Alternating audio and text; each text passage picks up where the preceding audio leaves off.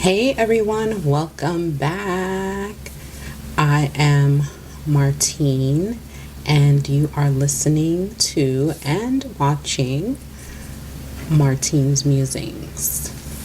So, it's been a minute, been a couple of weeks since I uploaded my last podcast, and there's been so much going on, and I just want, like I said in my last episode, I just want this to be a space where I share my thoughts about things and stuff. And I know I said I wasn't going to speak on politics and things, and I'm really not going to speak on politics, but there are some things that have been happening that, you just can't push down. You just can't avoid talking about these things because it's like in your face. And if you're a black person, you're a black woman, a person of color, it's like part of your everyday life now. So anyway, what else? Yeah, it's a part of your everyday life now. So it's hard not to talk about these sensitive topics because they're just front and center right in front of you. Okay, so everybody's been talking about the Super Bowl. Mainly, for me, on my timeline, it's all about the Super Bowl performance. Kendrick Lamar, okay? Nobody on my timeline really cares about whether or not the Eagles won. But congratulations to them, of course. But Kendrick's performance, let us talk about Kendrick's performance. I loved it. Up and down, all around, every part of it. I'm a Kendrick Lamar fan, so yes, I'm biased, but I'm also honest, and I loved it. I think that it was a lot of hard work went into it, a lot of thought. Kendrick is a very thoughtful person. And, he's going to give you edutainment. He's going to educate you and entertain you all at the same time. So, and when I get chills when things resonate with me, when I feel like things are divine, or just things are just beautiful and it kind of brings out a little emotion in me, I get chills. And I did get chills in certain parts of his performance. And I would have never thought that from where I started, when I first heard about Kendrick, to where he is right now, I would have never thought to see him on the Super Bowl stage, because when I first heard Kendrick Lamar, it was his song Alien Girl. I don't know if that was anyone else's first Kendrick experience, but that was mine. Alien Girl. That song when he goes, she looks better than Beyonce, Alicia Keys, Halle Berry, Miss Jolie, where's she from? No idea, that girl's an alien. That when I heard that, I was like, yo, who is this dude? Who is this dude? And I don't know where I heard it. I think it may have been, I really want to say from Insecure, but I think it was even before that. I don't know where I heard it, but the minute I heard it, I was like, I have to know who is rapping this, whose song is this, and then shortly after that, that's when Good Kid, Mad City came out, like a while after that. So that's when the world found out about Kendrick Lamar, but he had other music before Good Kid, Mad City. He's just very thoughtful in what he does and what he raps about. Kendrick has a very divine energy. And I don't know if any other intuitives see him like I see him. So when I find myself, whenever I find a new artist, like I get really hooked on their energy because I see the divine in them. I see their divinity. And Kendrick has this divinity, this divine energy around him that is undeniable. So, if you're like spiritual and connected and you see what I see, you know what I'm talking about. He is very connected. I would say, just listening to his music, he's already said it. He's prophetic. He is a prophet. He is prophetic. All of that is true because I can see it. I see that glow around him. So he is definitely connected to spirit, and I believe he is walking in his purpose fully. He is fully walking in his purpose since last year, since he started. Everyone's journey is different, but Kendrick is definitely walking in his purpose right now fully, and it's not over. It is so not over for him because he is going on tour this year. And I know everyone and their mama has a breakdown of all the little nuances associated with his performance. But for me, let's skip all of the decoding. I'm a Sagittarius, so I like to look at the bigger picture, the grander scheme of things. And for me, the bigger picture, that whole thing, it just represents the battle of the consciousnesses. The battle between 3D and 5D. And when I say battle, I don't mean like a punching battle. I mean, it's either a segment of the population is still operating in their 3D consciousness, then there's the 4D consciousness, the in between, and then there's the 5D consciousness. You know what I mean? And this is where we want to be, and this is where the earth is actually shifting to, the 5D. And it's not a physical destination. Okay, when we say this person is operating in 4D or 5D or 3D, we mean their consciousness, their thoughts, their mentality, their mindset. You know what I'm saying? And so it's a battle of that, of what segment of population is operating in 3D, if you're in 5D and you're in 4D, and it's like a battle, like the whole battle between him, the rap battle, I should say, between him and Drake. The bigger picture of all of that, battle of the consciousness. If you're a Drake fan, you see nothing wrong with Drake and his music and what you rap about. And people that really, really fuck with Drake don't understand Kendrick. That's because you're not on his level. You are operating on a different consciousness. And I'm not trying to say that anyone is better.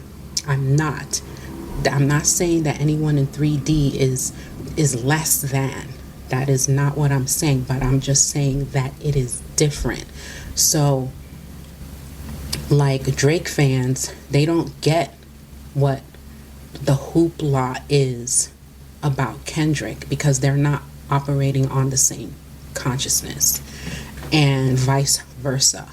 Kendrick Lamar fans are looking at Drake fans like, what? Are you kidding me? Are we even having a conversation about who's better? So, like I even had people say when the whole, when in the thick of the battle and all the back and forth and all the songs were popping out, I even had some people say to me, I just don't get Kendrick. Like, he's so militant. Like, it's not that serious. Like, nothing, like, it's not that serious. And for me, I'm like, what? Are you kidding? It is that serious. Do you not see what's going on around us? Are you not paying attention? It is very fucking serious. And, they were saying like, oh, I like Drake because he keeps it light, and I just want to party and have a good time. When I hear music, I don't want to be all serious and militant and all of that. And it's not about being militant and serious. It's about just being awake and making sure that you're paying attention to what's going on around you. Especially right now with our government, the way this new administration is just dismantling everything, we have to pay attention. You have to be awake. You have to stay awake. You can't sleep on these motherfuckers, okay? And basically, and that's how when I say they, I mean the new administration, the white supremacists. That's how they have weaponized the word woke, because we use it and say stay awake, and they use it in a weaponized way, like, oh, that's very woke, that's very wokey, and all. This is crazy. It's just crazy. It's so ignorant. And anyway, I'm getting off track.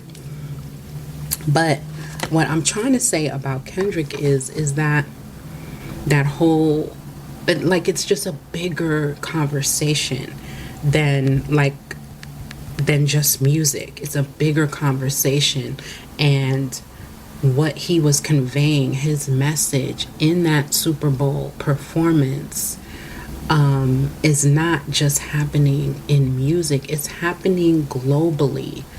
Like, we're being stifled, Black people, people of color, they are trying to erase us, and they're being very blatant about it, because now it's cool to be a white supremacist. It's cool to be racist now. Before, it was cool to be tolerant and diverse and everything, but now it has drastically shifted. And this new president has emboldened all these people. They're like coming out from under their rocks and coming out of their fucking trailer homes, and now they're emboldened with white supremacy. So now it's cool to be a racist, and now people are just walking around doing and saying racist shit because they feel empowered to do so. So they trying to wipe out Black History Month. They're not celebrating Black History Month at the White House. But guess what, though? We don't need them to celebrate Black History Month, okay? We don't need them to celebrate Black History Month. That is not going to erase us. That is not going to erase our history. So what? We don't need y'all white motherfuckers to celebrate us. We can celebrate ourselves. Okay, they're talking about, we won't be celebrating Black History Month. We'll be celebrating All History Month. Like, they're on that All Lives Matter shit. And, We're trying to eliminate DEI things and just abolishing all of these things that were created to support Black people and people of colors. And, you know, like I said, they can try to erase us, they can try to remove us, they can try to deport us, deny our history, they can try to do all they want, and it's never gonna work. They can do all the things on paper that they want to do, but Black people, people of color, are the fabric of this society. We are the backbone. We are all up and through the crevices of this nation. So whatever they want to do on paper, they can still do. We will still be here forever and ever and ever. Like the immortal words of KRS-One. We will be here forever, okay? And we will adjust and we will continue to march, period. Something else that, you know, well, let's piggyback off of the consciousness talk, right?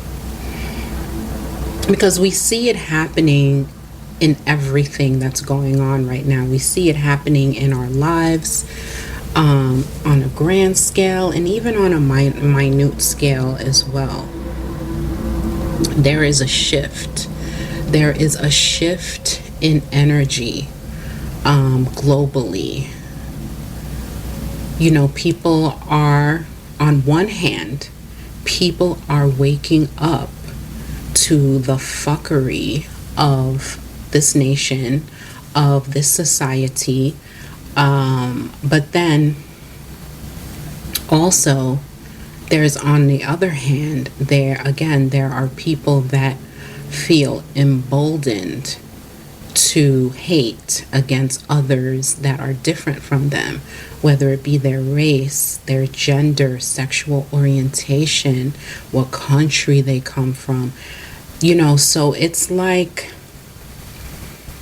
you can't help but, when you're talking about consciousness, to use these very real, very in your face examples.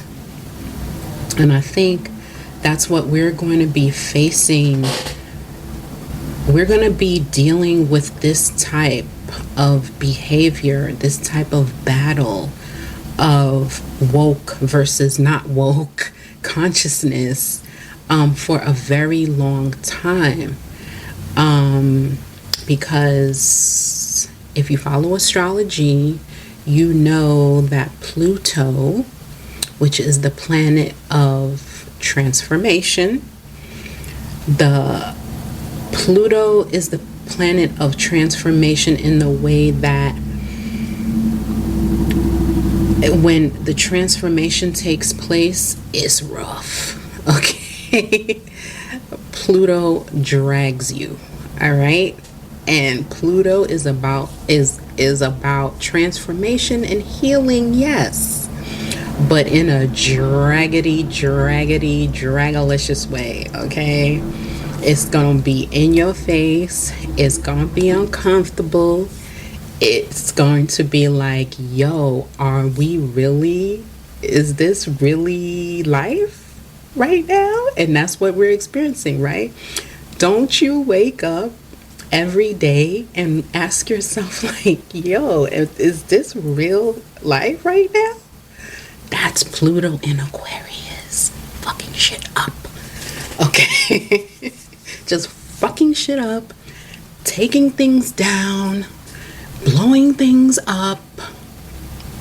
But the point of all of that is to rebuild anew.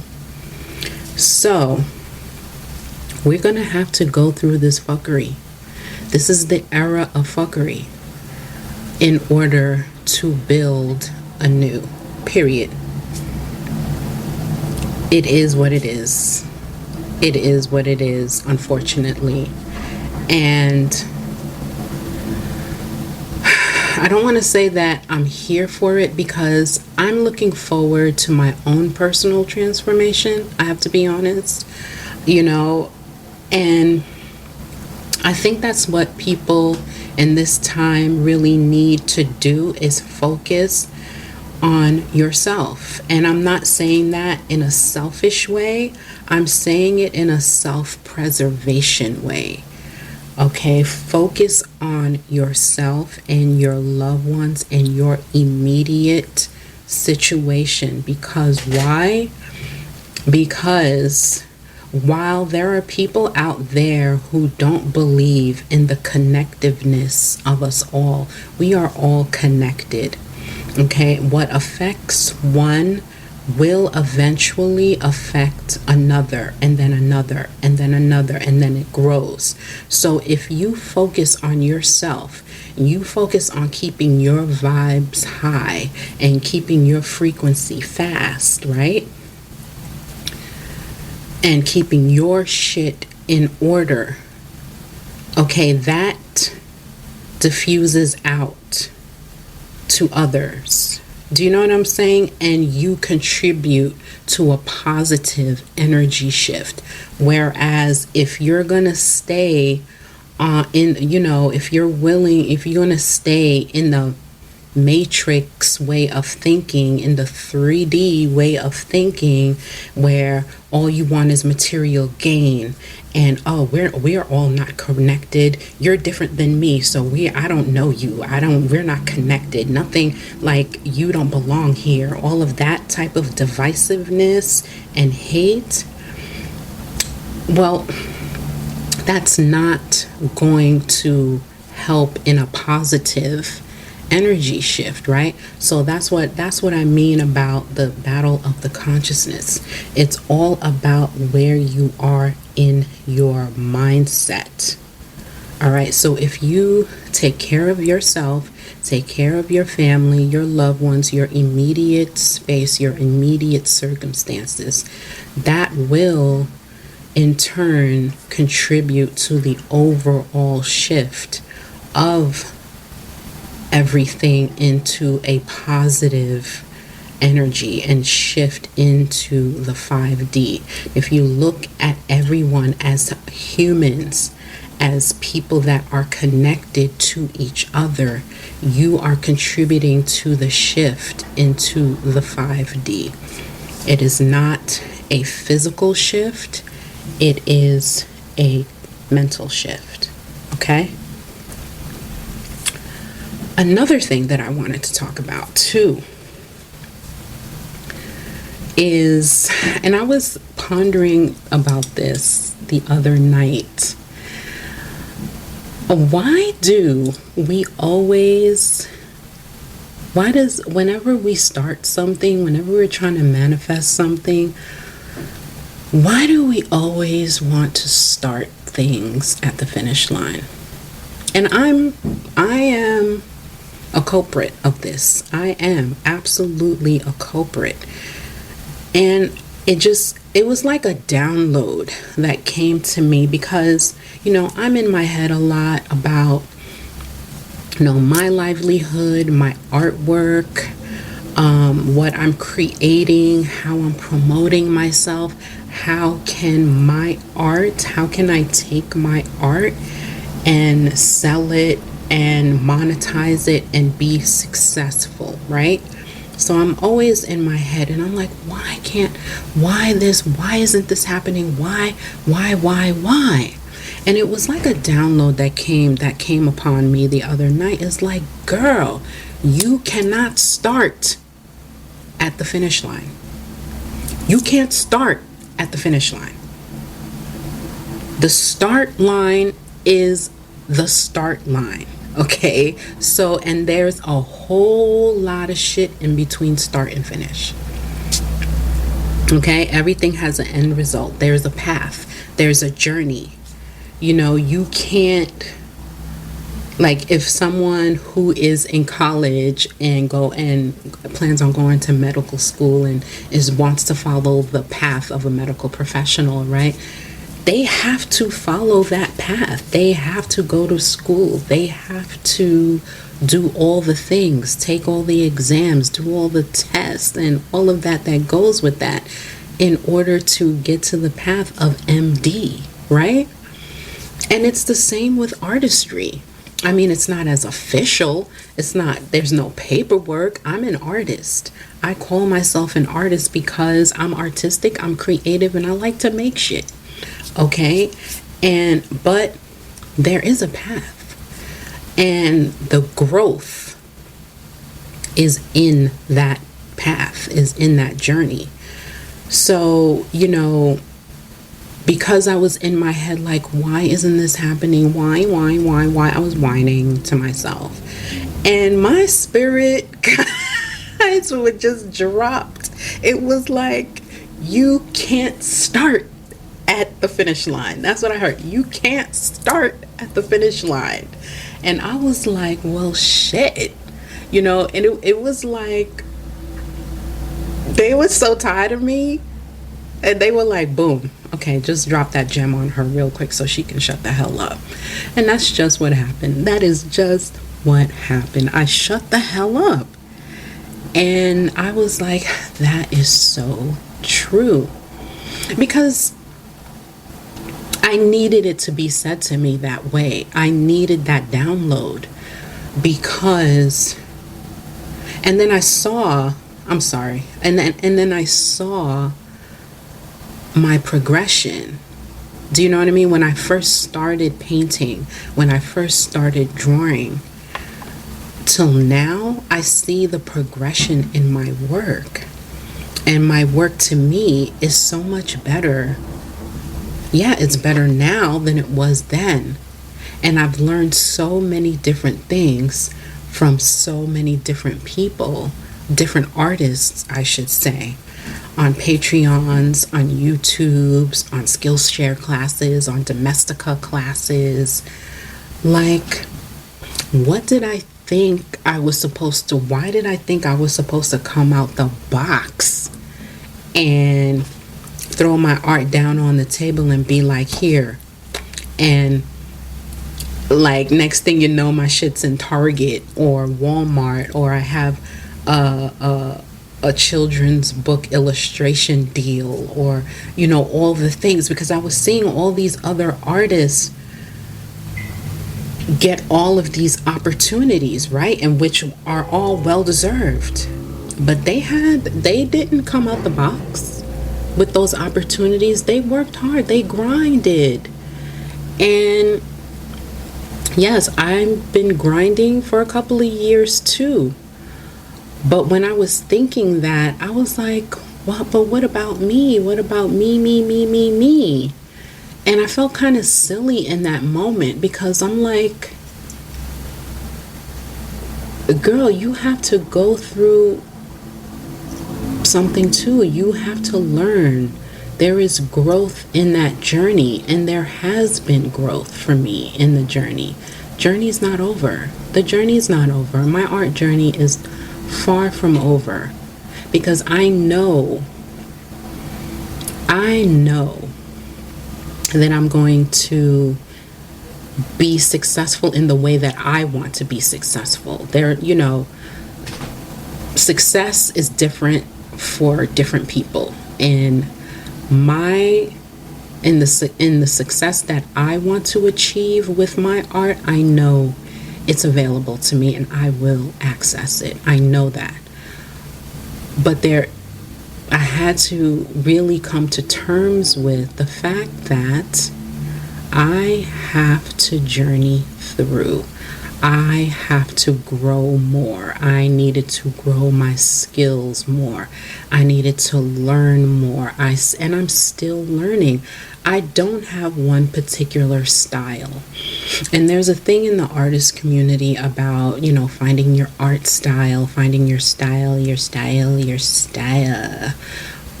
And I don't have just one style. I don't think. But I did have another artist tell me that she saw my style coming through, and that just made me so happy.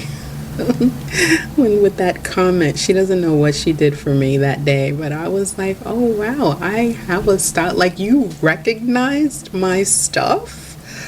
Yes. And so that is where we want to be, right, as artists, where we want other people to resonate and actually recognize our stuff and be like, hey, that looks like a Martine Felton, painting, or a Martine Felton illustration. You know what that does to an artist? Like that, oh my God, you recognized my shit? Anyway, when she said that, man, it was like God knew that I needed that little boost. Because I have to tell you, sometimes I want to give up on it all and just give up. But alas, I can't give up. It's not in me. It's not in me to give up. I might take a break. I might go in the back and cry and ball up and cry and kick my feet and whine, okay, for a minute or two. But I'm never going to give up.